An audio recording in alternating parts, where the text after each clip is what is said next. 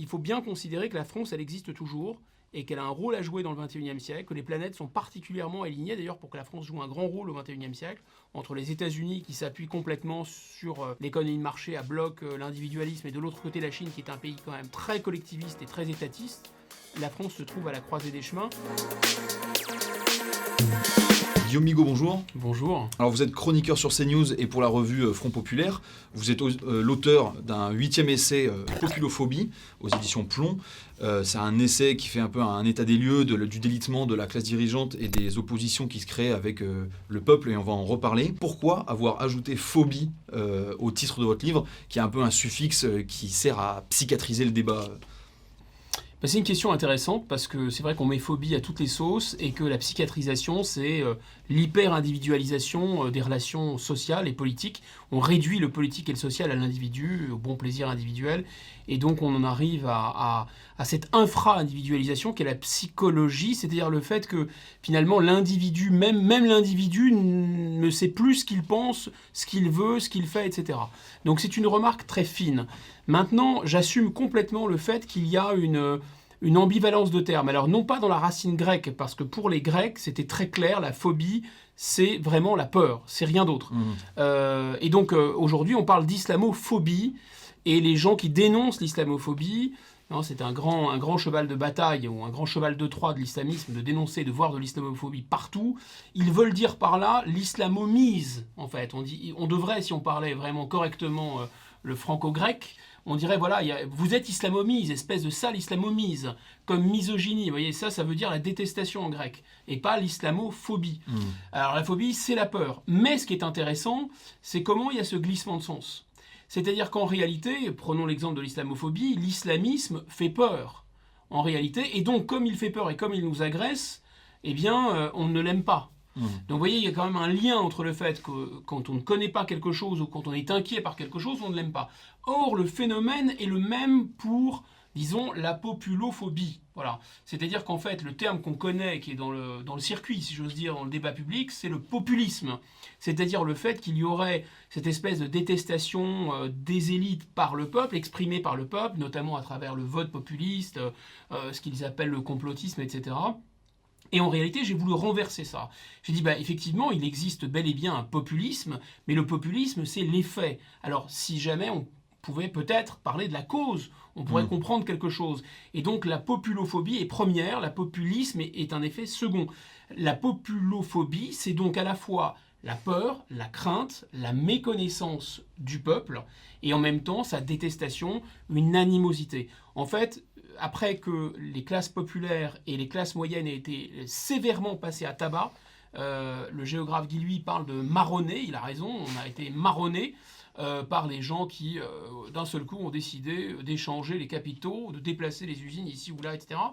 Qu'importe les conséquences. Vous voyez, on a cette formule en tête de 68, c'est-à-dire jouir sans entrave. Mais là, c'est faire du business sans entrave, en fait, quelles qu'en soient les conséquences. Quelles qu'en soient les conséquences sur le peuple, donc populophobie, vous parlez donc du peuple. Est-ce qu'il existe encore, ce peuple, pour vous? Peuple français, j'entends.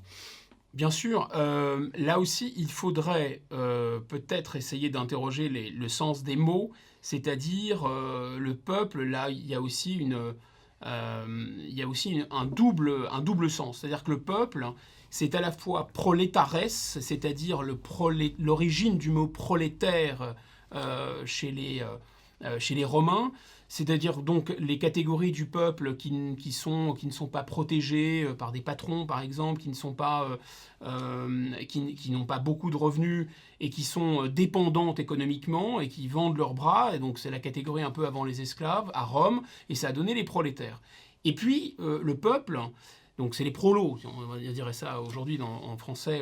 En français populaire. Et puis le deuxième sens, c'est le mot populus de la respublica, de la république, c'est-à-dire, vous savez, quand vous voyez à Rome, y compris sur les égouts, les bâtiments, vous voyez SPQR, donc au nom du Sénat et du peuple romain. Même les empereurs n'avaient pas osé remettre en cause la légitimité qui était le Sénat d'un côté, qui représentait, on va dire, les élites, les classes dirigeantes, et de l'autre, le peuple romain. Et le peuple, dans ce sens, dans cette acception-là, c'est la totalité des gens.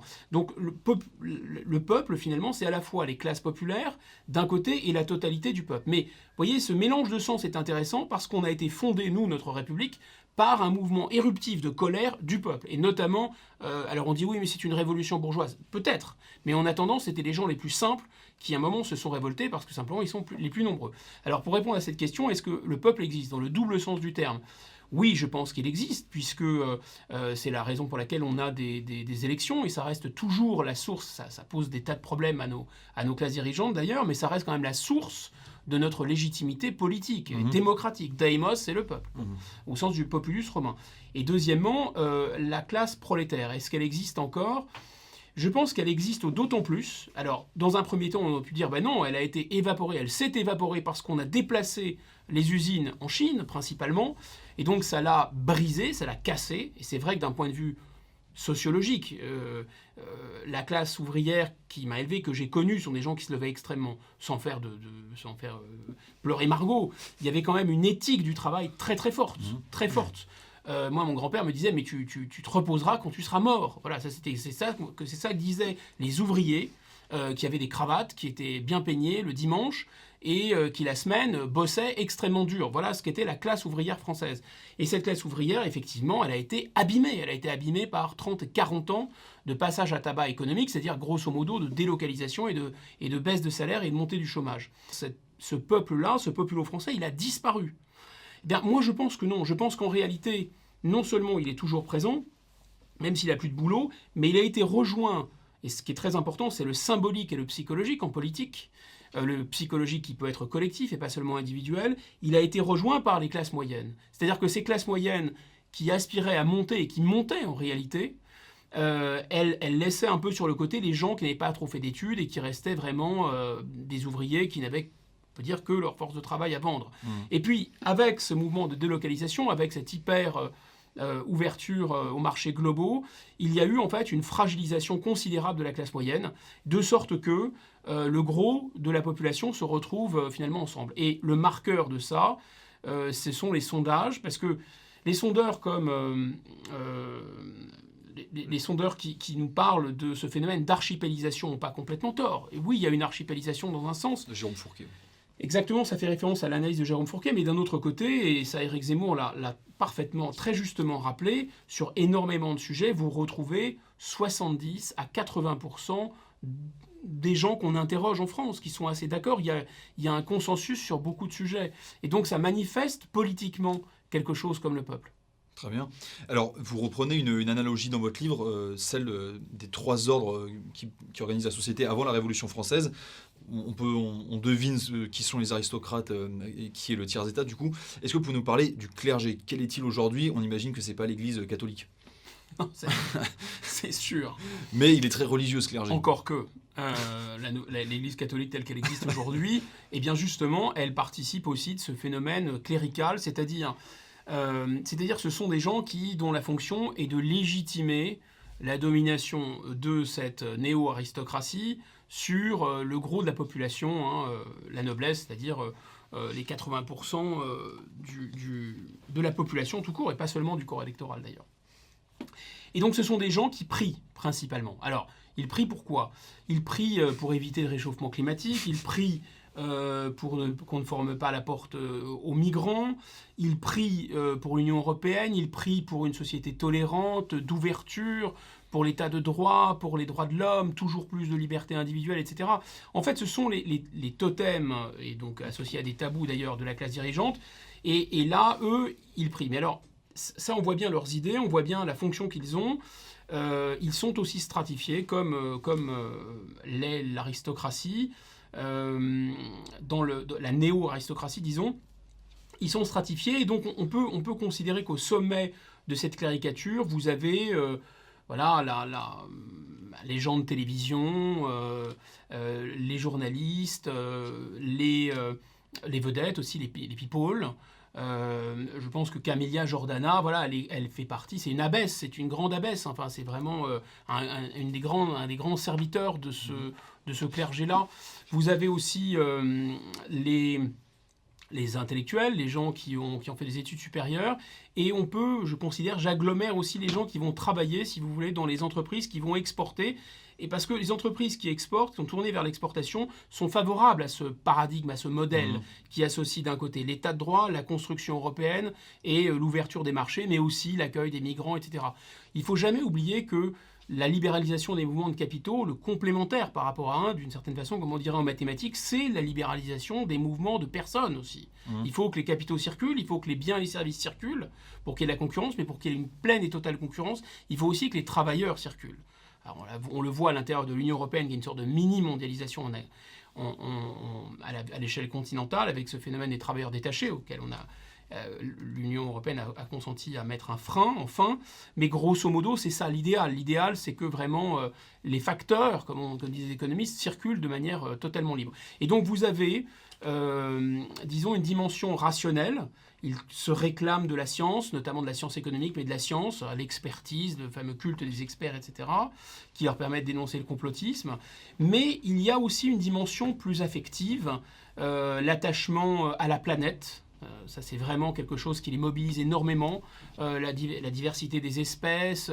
Ils ont des grands mythes comme ça. Le grand mythe du réchauffement climatique, c'est-à-dire que la semaine prochaine, c'est la fin du monde, c'est l'apocalypse. C'est ce qu'on enseigne d'ailleurs. Vous n'avez pas encore d'enfants, vous êtes trop jeunes, mais c'est ce qu'on enseigne à vos enfants. Dans les livres aujourd'hui, l'éducation nationale ne porte plus du tout son nom. C'est pas du tout une éducation nationale. C'est une éducation Greta Thunbergienne, en fait.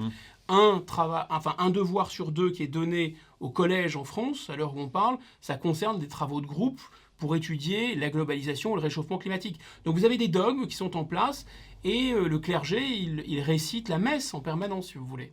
Ouais, l'écologie actuelle est empreinte de panthéisme presque dans les formulations presque. Oui, mais l'écologie, elle est cohérente, très cohérente avec l'Union européenne, très cohérente avec la globalisation, très cohérente avec l'accueil des migrants. Par exemple, on peut dire que le réchauffement climatique va apporter des choses positives et des choses négatives. C'est comme ces grandes puissances vont déclencher des forces naturelles positives et négatives. Alors parmi les forces négatives, vous avez la destruction des espèces, réchauffement climatique. Mais vous avez aussi les migrants qui sont considérés comme une bénédiction, par exemple. Vous voyez, une manne favorable. Là aussi, les dieux marchés, c'est très important aussi. Les dieux marchés, nous seront-ils favorables, etc. Sacrifions quelques chômeurs encore, et puis regardons ce que ça donne si les cours de la bourse remontent.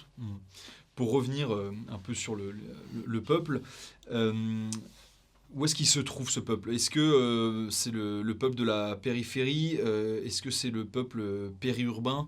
Où est-ce que vous le placerez, ce peuple ? Dans nos grands centres urbains, par exemple ? Je pense que le peuple, il a, si on essaye de le définir, effectivement, je parle d'une sorte de tiers du tiers, c'est-à-dire d'un tiers-État qui veut se détacher du tiers-État, parce qu'on voit bien que les gens dans les fameux quartiers, dans les fameuses banlieues, finalement, économiquement, socialement, ils connaissent le même destin, fracassés, abîmés, etc., que le reste de la population. Et d'ailleurs, ça a été souligné au moment de la crise des Gilets jaunes. Contrairement au reste de la France, disons, abîmée par la mondialisation, eux bénéficiaient quand même d'un minimum d'égards au moins symboliques, et puis même de transferts fiscaux plus importants, grosso modo. C'est la politique de la ville. Bon, mais il n'en reste pas moins que les destins économiques et sociaux sont différents. En revanche, il y a une espèce de volonté de faire bande à part. Parce que, bien sûr, la classe dirigeante excite considérablement les revendications identitaires. Elle les excite pour une raison très simple, c'est parce que c'est quelque chose qui ne mange pas de pain. C'est-à-dire, plutôt que de donner du travail, de favoriser la croissance, il suffit de prendre un musulman ou un noir et de le mettre à la télévision, et donc on dit, regardez, symboliquement, vous êtes satisfait puisqu'on a pris un des vôtres et on l'a montré. Et par la même occasion, on fracture le peuple. C'est-à-dire qu'on dit un des vôtres. C'est-à-dire que si c'est un des vôtres, vous n'êtes pas comme eux, etc. Et ainsi de suite. Bon. Bref, donc je pense que la classe dirigeante, elle a cette envie de fracturer le peuple. Évidemment, ça n'a que trop bien fonctionné. Ça, ce sont des facteurs endogènes. C'est les discours de la classe dirigeante qui ont commencé avec les SOS Racisme, on pourrait en faire la généalogie, pour exciter, disons, ce qu'on fameux droit à la différence. Ça fonctionne aussi par importation et colonialisation mentale, on peut dire, de la classe dirigeante par les États-Unis et par l'Amérique, avec ces concepts qui viennent directement des facs américaines. Mais il y a malheureusement des phénomènes vraiment exogènes qui n'étaient pas du tout implantés en France et qui ont à voir avec la transformation du monde arabo-musulman et l'émergence et la dynamique particulière idéologique et politique de l'islamisme. Et comme il y a une représentation de plus en plus une présence de plus en plus importante de l'islam sur notre territoire, bien sûr, c'est poreux. Et si ça affecte cette religion, et cette religion est présente chez nous, eh bien, ça va affecter des populations. Alors, c'est intéressant, j'utilise rarement cette expression dépopulation, mais à force d'entendre ça dans les médias, je le reprends. Moi, je pars du principe que les gens qui ont la nationalité française, qui sont nés en France et qui aiment la France, quelles que soient leurs origines, sont pleinement français. Ils ne le sont pas seulement juridiquement, ils le sont aussi parce qu'ils sont prêts à mourir pour le drapeau. En fait, c'est de moins en moins vrai, et tout le monde le sait d'ailleurs, puisqu'il y a ces revendications identitaires qui ont été excitées par la classe dirigeante, et parce qu'il y a ce téléchargement, disons, par des Français nés de parents musulmans et eux-mêmes se revendiquant de l'islam, ce téléchargement de l'idéologie islamique. Donc, ils se réclament finalement d'un autre peuple, d'un peuple fracturé, d'un peuple à l'intérieur du peuple. Et en fait, il y a quand même une hypocrisie considérable à ce sujet, parce que quand on parle d'ailleurs des banlieues, on ne parle pas des Français musulmans, on parle des musulmans français, vous voyez l'inversion des sens. Et surtout, écoutez bien, tendez l'oreille, quand la classe dirigeante, les journalistes, etc., parlent des événements dans les banlieues, ils parlent des populations de Seine-Saint-Denis, par exemple. Des populations. Vous voyez, c'est extrêmement méprisant. Comme si c'était un zoo. Alors là-bas, je ne sais pas ce qui se passe exactement, mais en fait, il faut bien comprendre que ça n'a rien à voir à faire avec nous, en quelque sorte, quoi. Donc il n'y a plus ce nous inclusif du peuple. Donc le peuple, en fait, il peut se définir comment ? Il peut se définir par disons le vote, le comportement électoral, c'est quand même un marqueur extrêmement important. Donc je pense que le peuple, on voit bien qu'il vote un peu la France insoumise, il vote beaucoup Rassemblement national, et il vote de moins en moins pour les autres formations politiques. Il est très difficile, il y a une sorte de dégradé, si vous voulez. Beaucoup ont remarqué, y compris pour défendre finalement les descendants de l'immigration et les immigrés eux-mêmes. Par exemple, Todd avait eu cette réaction extrêmement étrange au lendemain des attentats de Charlie en disant « Mais finalement, pourquoi vous crachez sur la religion des pauvres ?» Moi, je pense qu'il faut faire très attention aux illusions d'optique, sans aucun angélisme de ma part, mais je pense qu'à partir du moment où les gens sont pleinement assimilés à la nation française, d'une certaine façon, vous ne les remarquez plus vraiment. Et je pense qu'il faut être très attentif à ces catégories qui ne sont pas les mêmes, entre d'un côté des gens qui se réislamisent, qui peuvent malheureusement être très intégrés socialement. Les frères musulmans font beaucoup de dégâts, y compris auprès de jeunes médecins, de jeunes pharmaciens, de jeunes ingénieurs, de gens qui ont réussi leurs études en France, qui sont issus de l'immigration, qui sont musulmans, mais qui ont un projet qui n'est plus du tout le projet de la nation française. Donc ça, c'est une réalité qu'on veut nier, mais elle existe. On peut être un chef d'entreprise accompli, mais pas forcément intégré à l'identité de la société française. On peut être intégré, en réalité, économiquement, socialement, et désassimilé, plus ou moins volontairement. On ne parle pas beaucoup non plus, c'est un angle mort, des convertis. Les frères Klein avaient défrayé la chronique au moment de Daesh, mais c'est un phénomène. Alors on dit oui, mais ça a été exagéré par Donia Bouzar, etc.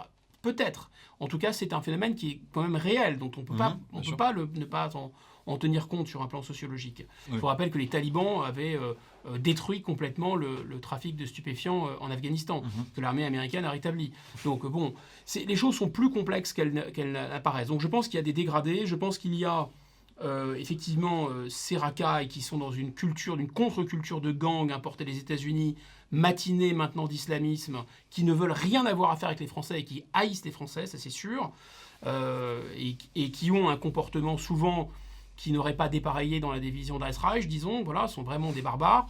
Vous avez des islamistes, dont certains sont des djihadistes, c'est une minorité, mais malheureusement le gros, je dirais malheureusement parce que les islamistes, on peut les tuer, il faut les tuer, et ils sont faciles à repérer, et au moins c'est clair, les plus dangereux ne sont pas les djihadistes, les plus dangereux ce sont les gens qui avancent masqués.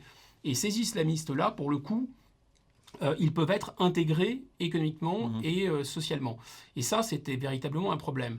Et donc, qu'est-ce que le peuple, pour répondre à cette question après une longue circonvolution, ce sont les gens qui ne se reconnaissent ni dans le projet de construction européenne pour dépasser la France, ni dans la réislamisation ou dans la haine vraiment bête et méchante des racailles. Alors vous abordez le concept de xénophobie fondatrice. Alors de notre société, elle a un peu disparu, c'est-à-dire qu'on arrive moins à faire la différence entre un national et un étranger, que ce soit pour arrêter le flux migratoire ou bien pour expulser parfois des étrangers.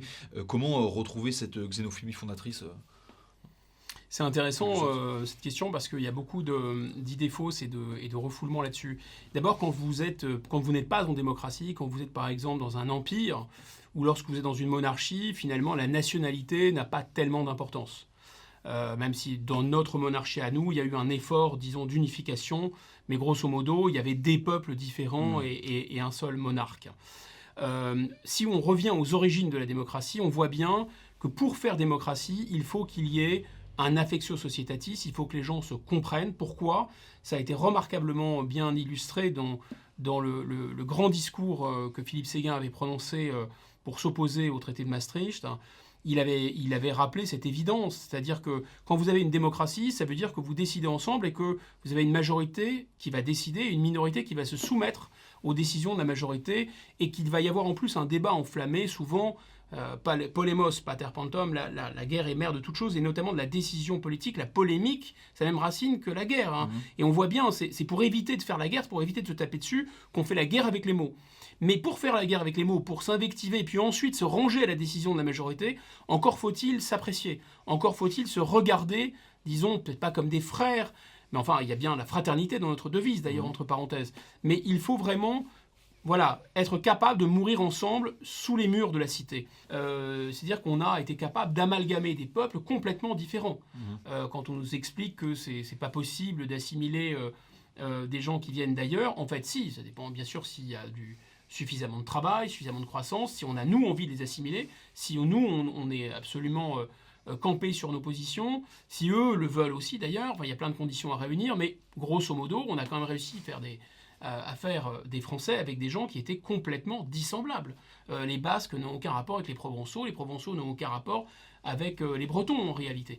Donc on a eu cette idée, disons, universaliste qui nous vient de Rome, mais on l'a appliquée, disons, à la démocratie, à la mode athénienne. Donc il y a eu un mélange. Et cette xénophobie, elle est fondatrice aussi parce que l'idée d'État-nation va naître dans la guerre pour nous, Français, mais aussi pour le monde entier, va naître dans la guerre de 100 ans, dans le choc entre les Anglais et les Français. C'est parce que les paysans français ne supportent plus d'avoir des soldats anglais qui occupent leur territoire que cette guerre féroce va naître, et qu'à l'occasion de cette guerre féroce, c'est la figure de Jeanne d'Arc, quelque chose comme un premier sentiment national, sentiment d'appartenir à un ensemble politique va naître. Et donc vous avez une connexion entre notamment la dimension culturelle et linguistique, parce que voilà, les paysans français appellent les Anglais les godames, parce qu'ils jurent constamment, et ils ne veulent pas être gouvernés par un roi qui ne leur parle pas leur langue, ils ne veulent pas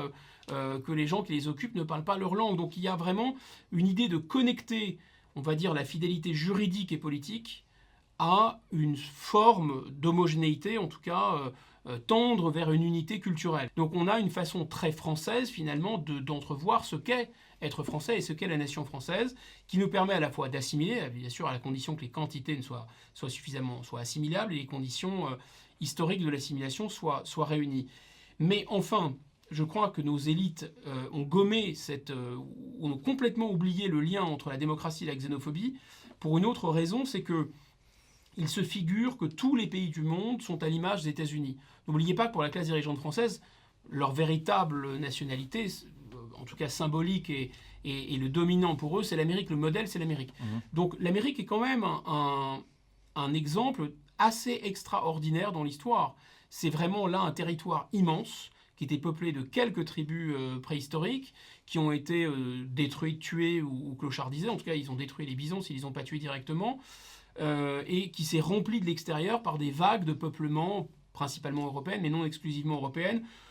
Mis à part les Noirs américains qui ont été transférés comme esclaves, les autres sont venus volontairement et donc ont créé une nation sur une base, on peut dire complètement volontaire, où finalement le temps et l'espace n'avaient pas d'importance. Et comme nos élites sont absolument américaine, je le répète, on ne se rend pas compte tellement c'est vrai, mais vous avez vu le président Macron parler à 2h du matin derrière un drapeau américain, s'adresser en anglais à ses vrais concitoyens que sont les Américains en réalité, ou ses vrais maîtres. Et donc, il y a cette idée que toutes les nations seraient à l'image des États-Unis. L'élite dont Macron fait partie aimerait dépasser cet État-nation et créer un super-État. En ce moment, le projet européen a quand même du plomb dans l'aile. Pourquoi ça ne marche pas? Il y a eu le Brexit, mais pourquoi ça ne marche pas? Pourquoi cette élite n'arrive pas à concrétiser ce projet d'Europe fédérale? Qu'est-ce qui la freine? Parce que il y a au moins deux butées. La première butée, c'est la butée démocratique. C'est qu'à partir du moment où l'éthique démocratique reste en place, et on est là dans une sorte de paradoxe assez vertigineux, parce que finalement, pour nous, qui sommes symboliquement les héritiers de la Seconde Guerre mondiale, il y a une antithèse entre la démocratie d'un côté et la xénophobie de l'autre. Autrement dit, le premier ennemi de la démocratie, ce serait la xénophobie. Or là aussi, si ça a été vrai avec le Troisième Reich, la folie du nazi, fasciste, etc., c'est pas tout à fait le cas, comme on l'a montré tout à l'heure. En fait, un peuple est créé, c'est un processus extrêmement long, historique. Un peuple, c'est la formule de Renan, c'est le plébiscite de tous les jours, c'est beaucoup de souvenirs en commun, mais c'est une formule aussi qu'on oublie beaucoup chez Renan. Il ajoute dans sa célèbre conférence, c'est aussi beaucoup de choses oubliées en commun. Donc c'est pas seulement des souvenirs et des commémorations, c'est aussi des oublis en commun. Heureusement que les Martiniquais ne se souviennent pas tous les 4 matins de l'esclavage. Heureusement que la Bretagne, les Vendéens, etc. Voilà. Bon, il faut donc, pour faire un peuple, un long processus historique qui a souvent pas été une promenade de santé, et des phénomènes de coagulation un peu historique, de cristallisation historique. Cristallisation aussi au sens de la princesse de Clèves, de l'amour. Enfin, il faut que naisse cette affection pour le commun et pour le récit commun. Et ça prend beaucoup de temps.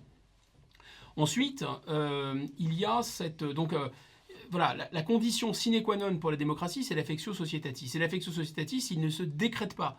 Il est quelque chose qui va s'installer au fur et à mesure du temps et des pérégrinations de l'histoire. Or, si vous n'avez pas cette affectio societatis, vous n'avez pas cette solidarité, vous n'avez donc pas de peuple, et vous ne pouvez pas avoir de démocratie. C'est pour ça que l'Union européenne, elle bloque, puisqu'elle prétend se réclamer des valeurs de la démocratie, et en même temps, elle est obligée, pour avancer, d'écrabouiller la démocratie. Donc là, vous avez une contradiction absolument insoluble. De plus, je ne sais pas pour vous, moi je n'ai pas envie de faire une nation avec un peuple qui a tué 6,5 millions de personnes. C'est pas que les Allemands doivent porter cette croix ad vitam, c'est que je pense que nous, Français, nous représentons pas très bien ce que c'est qu'être Allemand. Nous représentons, quel que soit notre âge, ce qu'a pu être pour la nation française l'hécatombe de 14-18, parce que sur les monuments aux morts, on voit bien ces listes interminables de jeunes de 20 à 25 ans qui ont été fauchés en pleine jeunesse pour défendre la patrie. Ça, on le sait. Mais je vous signale qu'on rend hommage à leur mémoire tous les 11 novembre. On a eu beaucoup moins de morts pendant la Seconde Guerre mondiale. On a eu des martyrs, des résistants et les gens de la France libre. Par contre, pour comprendre ce qu'est être allemand, il faut se dire que ce qui s'est passé en termes d'hécatombe pendant la Première Guerre mondiale s'est renouvelé en Allemagne fois 2,5. Donc ils ont déjà pris cher avec la Première Guerre mondiale comme nous, ils ont pris 2,5 fois plus cher pendant la Seconde Guerre mondiale. Mais c'est pas tout. Ils sont morts 2 fois. Ils sont morts une première fois parce qu'ils sont effectivement morts, tous ces jeunes. Mais ils sont morts une deuxième fois parce que, et fort heureusement, personne ne va fleurir leur tombe vu la cause ignoble qu'ils ont servi.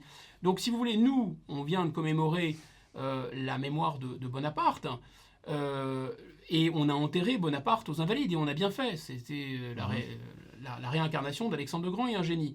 En réalité, le Bonaparte allemand, il s'appelle Adolf Hitler. Et il a été incendié par les troupes soviétiques, et heureusement, pour éviter que ça fasse un martyr.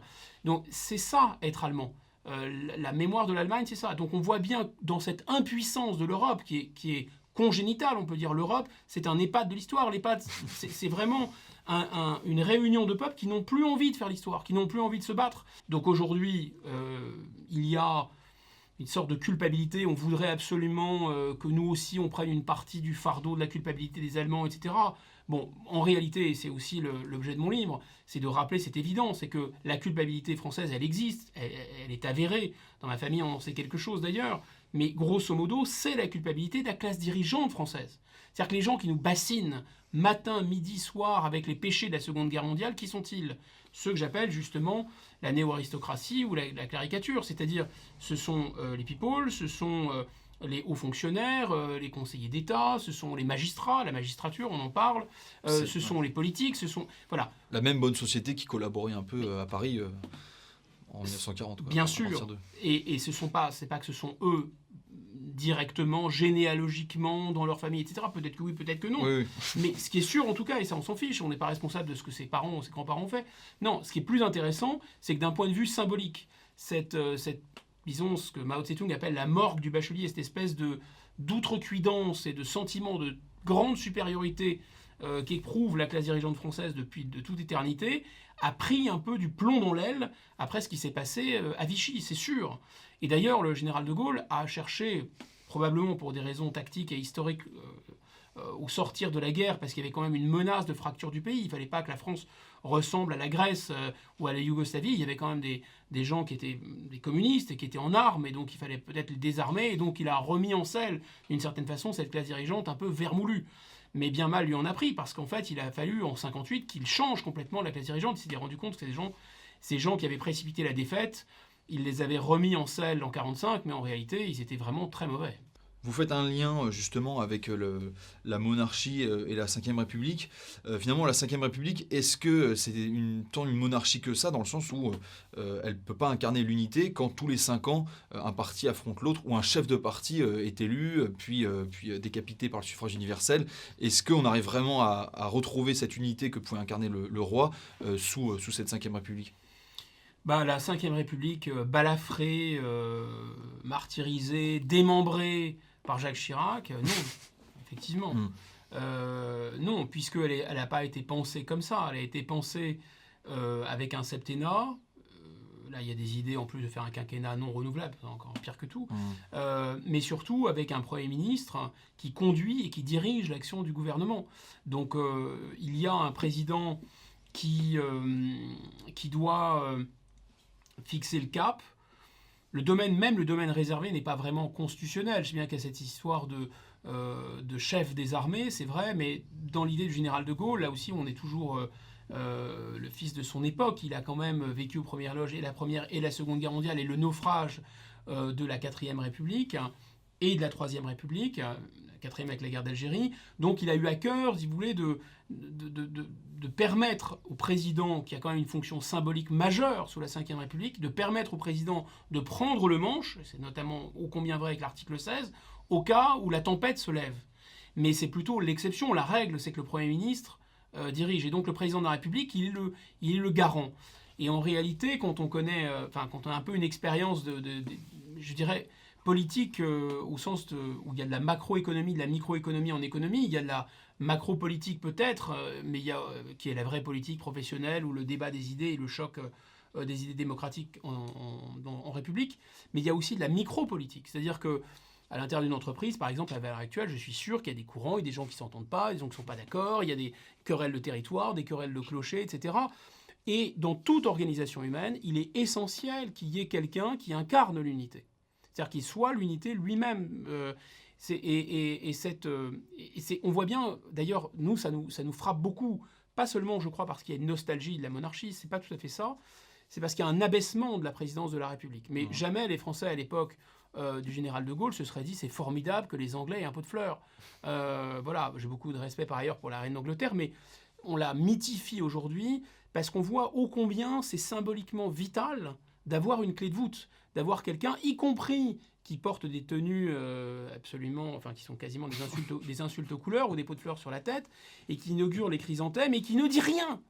Mais elle est formidable. Elle est formidable pourquoi ? Parce qu'elle garantit par sa personne, et d'ailleurs, il faut le dire, par sa dignité, sa classe, etc., parce que c'est aussi quelqu'un d'assez admirable, par ailleurs, elle garantit la stabilité et l'unité d'un groupe humain.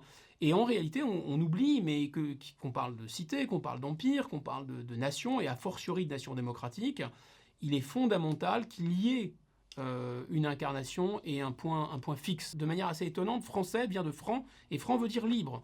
C'est vraiment un peuple libre. Et ce peuple libre, au départ, ça commence l'aventure française avec Hugues Capet. Hugues Capet qui dit primus inter pares. Il est finalement un des comtes de France, mais il dit « moi, je vais être au-dessus des autres, mais finalement, je suis comme vous ». Ça, c'est la scène originelle de la constitution, de la première pierre, on peut dire, de l'édifice français. Et en réalité, la dernière pierre, c'est quoi? C'est qu'on coupe la tête de celui qui se disait premier entre les égaux. Et on lui dit, mais vous n'êtes plus un roi, maintenant vous êtes Louis Capet, et Louis Capet en tant que citoyen, vous êtes justiciable, et d'ailleurs vous avez trahi, etc., que ce soit vrai ou faux, qu'importe, et on va lui couper la tête pour montrer que finalement, les Français vont faire vont avoir cette même démarche qu'avaient les premiers comtes de France qui avaient choisi l'un des leurs. Et je trouve que ce qu'a fait le général de Gaulle est absolument incroyable. C'est-à-dire qu'il a synthétisé, il a compris que la passion des Français, c'était l'égalité et la liberté, politique et collective. Donc il ne les a pas privés de ces libertés, de cette démocratie, bien au contraire, mais il a aussi compris que dans toute collectivité humaine, il y avait besoin d'une stabilité symbolique. Et il a synthétisé les deux en disant, écoutez, c'est à vous tous les Français de donner à ceux qui seront présidents et à ceux qui feront l'unité du pays le sacre et le Saint-Crème qui ne peut être aujourd'hui que la légitimité démocratique. Mais je vous signale que la Constitution de la Ve République, elle a été bâtie pour le septennat. Elle a été bâtie pour un septennat avec un président qui préside, c'est-à-dire qui est vraiment au-dessus de la mêlée, qui est le président de tous les Français et qui n'est plus un partisan. Et ça s'est délité. Ça s'est délité parce que François Mitterrand était profondément un homme de la 4e République et que c'est vrai qu'il a eu beaucoup de plaisir, de satisfaction personnelle et d'orgueil à jouer Louis XIV, à jouer ce côté hiératique, mais d'un autre côté, finalement, il aimait bien les combinations politiques. En réalité, il jouait à Louis XIV, mais c'était François Pinet, quoi, en réalité. Bon, voilà, donc il a continué à faire de la combinaison et de la petite cuisine politique dès lors qu'il est arrivé aux affaires. Il ne s'est pas, à mon avis, vraiment haussé au-dessus de la mêlée. Il y a une constante chez les élites, c'est le refus de la remise en question. Ils n'ont jamais tort, on le voit assez fortement chez Emmanuel Macron. Est-ce que ça vient de leur éducation? Est-ce qu'on on les éduque à ne jamais perdre la face dans les grandes écoles? D'où ça vient? Bon, d'abord, j'aime pas trop cette expression d'élite. Je préfère classe dirigeante parce que les élites sont les meilleures. Là, ouais. je pense que... Enfin, ce ne sont pas les pires, mais enfin, sont très très loin d'être les meilleurs. Et si la France ne peut produire comme pâte humaine que les gens qui nous dirigent, c'est quand même assez effarant. Je crois par ailleurs qu'il y a une sorte d'évolution naturelle, de cycle naturel d'évolution des classes dirigeantes. C'est une idée qu'on trouve beaucoup sous la plume des premiers philosophes grecs, mais elle va être... il y a une formule magnifique de Chateaubriand dans les Mémoires d'Outre-Tombe. Il dit « Toutes les classes dirigeantes naissent dans l'âge des supériorités, se maintiennent dans l'âge des privilèges et s'éteignent dans l'âge des vanités. » Et en fait, il y a comme ça une ascension, un plateau et une chute.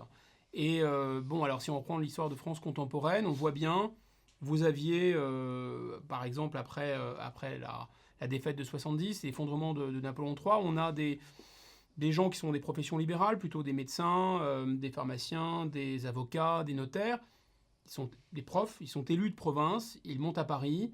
Ces gens-là vont faire les lois de séparation de l'Église et de l'État, ces gens-là vont faire l'école obligatoire, ces gens-là vont faire le service militaire, et ils vont faire une France conquérante, incroyable, qui va tenir le choc à Verdun.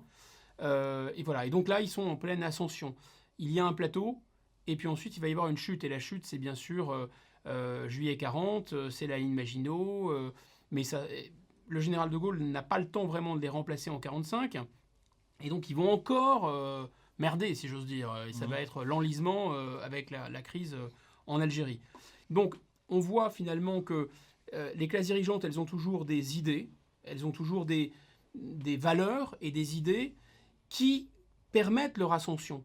C'est parce qu'ils avaient ces idées-là et que ces idées-là, après 1877, vont tenir la France et vont conquérir le pouvoir en France, que ces élites républicaines qui se reconnaissent dans ces idéaux républicains vont arriver aux affaires.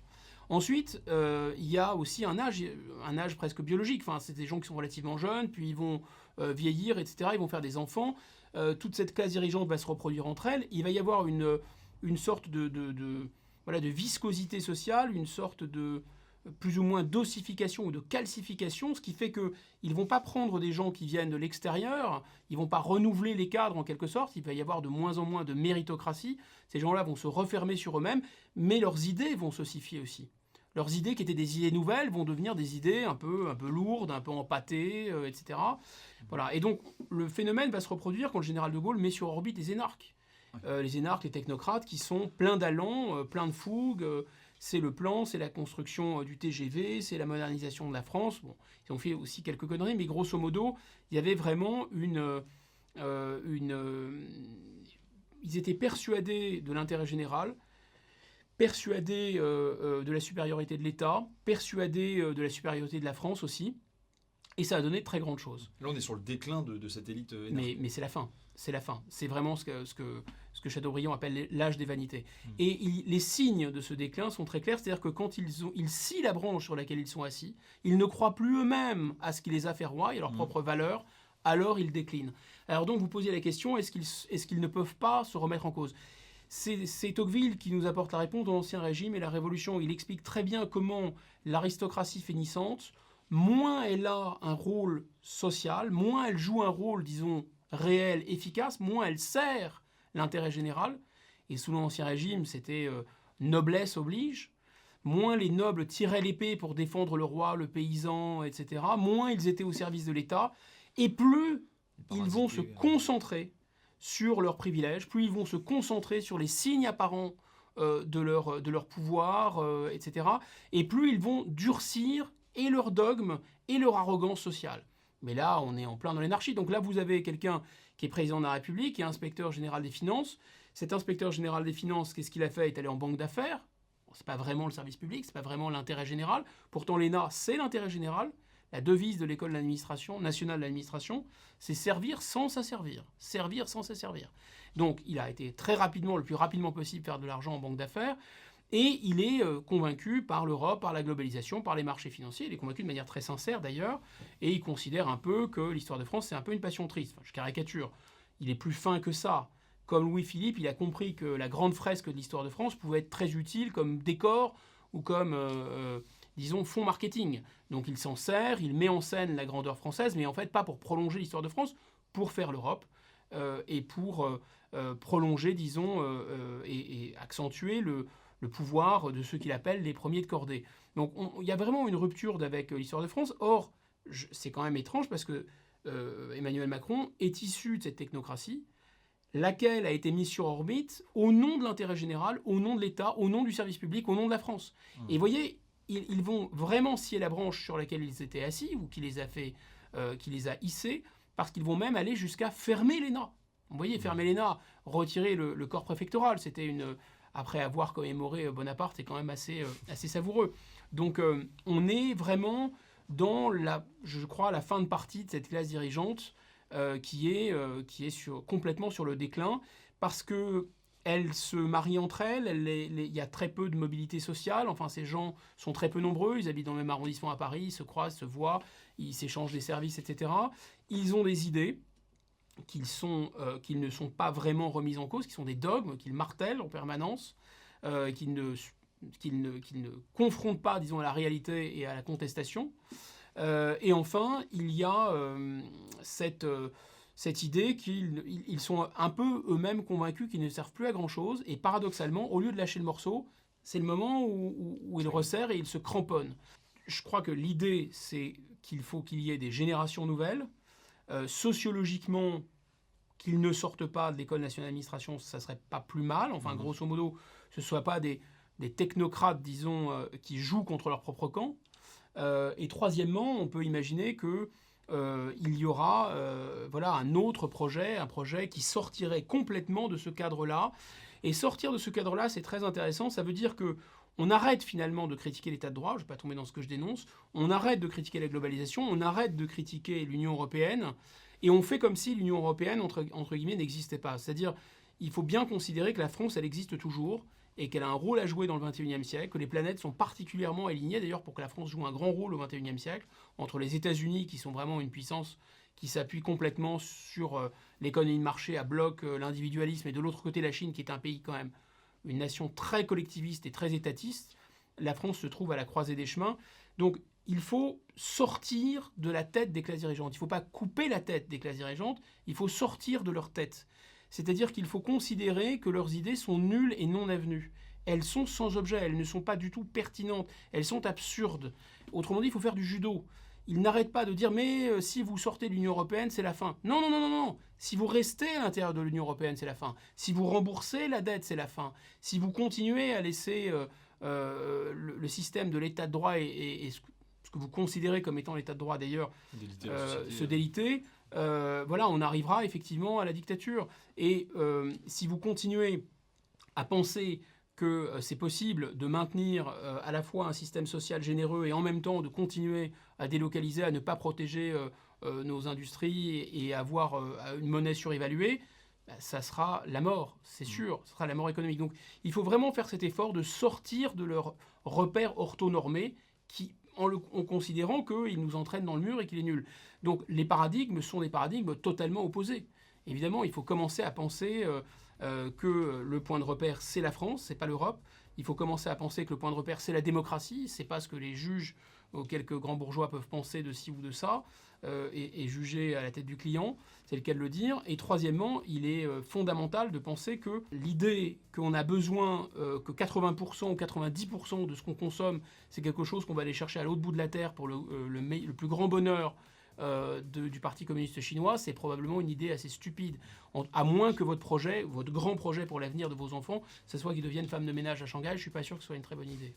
Merci beaucoup Guillaume Bigot. Je rappelle que vous Merci êtes l'auteur de Populophobie aux éditions Plomb. Merci. Et bonne lecture.